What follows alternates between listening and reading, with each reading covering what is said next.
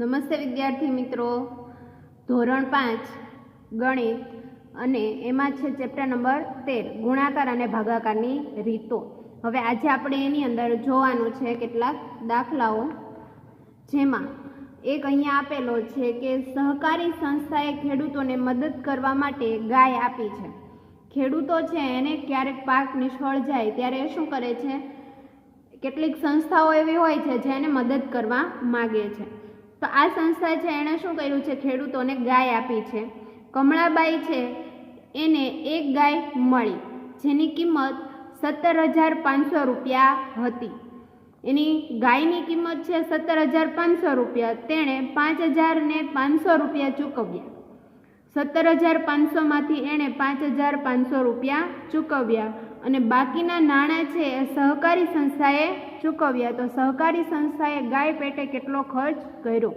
આ એક ગાય માટેની વાત છે, જેમાં કુલ કિંમત છે એ 17,500 છે. કમળાબાઈ છે એણે ચૂકવેલી રકમ 5,500 છે. બાદબાકી કરતાં આપણને જવાબ મળે છે અહીંયા 12,000 રૂપિયા, જે ખર્ચ કોણે કર્યો છે? સહકારી સંસ્થાએ.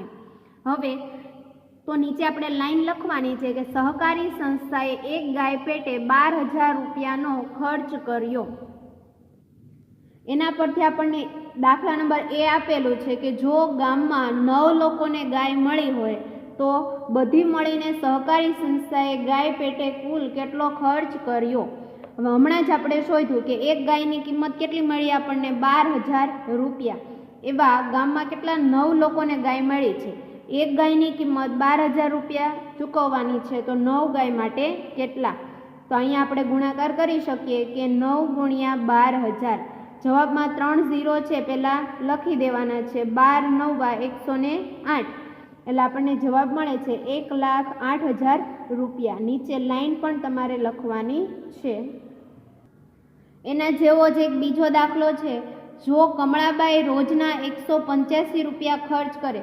હવે આ ગાય છે એ સાચવવા માટે એને રોજના 185 રૂપિયા ખર્ચ થાય છે, જેમ કે એને ખાવાનું ખવડાવવાનું અને બીજી જે કંઈ ખર્ચ હોય એમાં એક દિવસના 185 રૂપિયા ખર્ચ થાય છે. તો એક મહિનામાં તેને કેટલો ખર્ચ કરવો પડે તે આપણે શોધવાનું છે. એક મહિનાનું અને એક દિવસનું આપેલું છે, એટલે આપણે મહિનાના દિવસ માટે ગણતરી કરવી પડે. એક દિવસના 185 રૂપિયા, તો 30 દિવસના કેટલા? તો 30 ગુણ્યા 185 કરીએ તો આપણને જવાબ મળે. ગુણાકાર માટે તમને ખબર છે, જ્યારે એક સંખ્યા હોય ત્યારે કરવાનું શું? તો કે પહેલાં 0 લખી દેવાના. 1 છે એટલે 1. 3 5 15 ના 5 વધી 1, 3 8 24 ને 1 25 ના 5 વધી 2, 3 1 3 અને 2 એટલે થશે 5.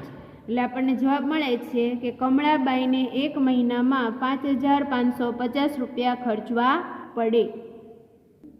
દાખલામાં આપણે ખર્ચ માટેની વાત કરીએ. હવે ગાય છે એ રાખવાથી એને ફાયદો શું થાય છે એ પણ આપણે સાથે જોઈએ કે ગાય છે એ રોજનું 8 લીટર દૂધ આપે તો એક મહિનામાં કેટલા લીટર દૂધ આપશે?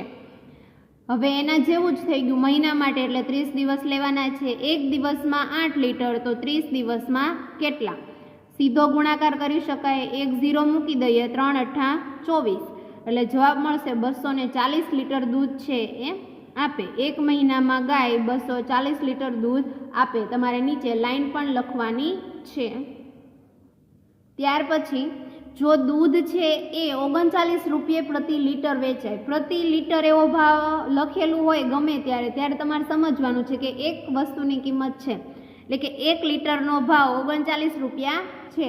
તો કમળાબાઈને એક મહિનામાં કેટલા રૂપિયા કમાશે?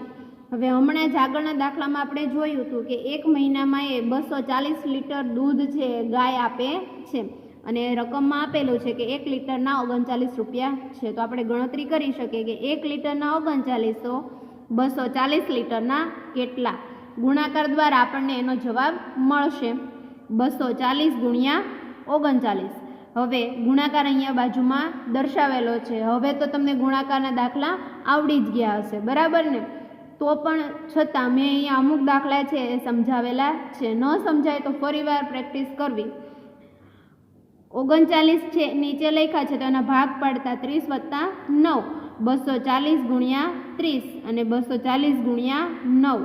પહેલાં શું મૂકવાનું છે? સંખ્યામાં આવેલા 0. તો અહીંયા 2 0 થાય છે, તો અહીંયા જવાબમાં 2 0 લખી દેવાના. ત્યાર પછી 3 ચોક 12નો બગડો વધી 1, 3 દૂને 6 અને +1 એટલે 7. ત્યાર પછી અહીંયા 1 0 છે, તો 1 લખી દેવાનો છે. 9 ચોક 36ના 6 અને વધી આવશે 3. 9 દૂને 18, 18 ને 3 એટલે 21 જે અહીંયા લખી દેવાના છે. બંને સંખ્યાનો સરવાળો કરતાં આપણને જવાબ મળે છે કે કમળાબાઈ છે એક મહિનામાં 9,360 રૂપિયા કમાશે.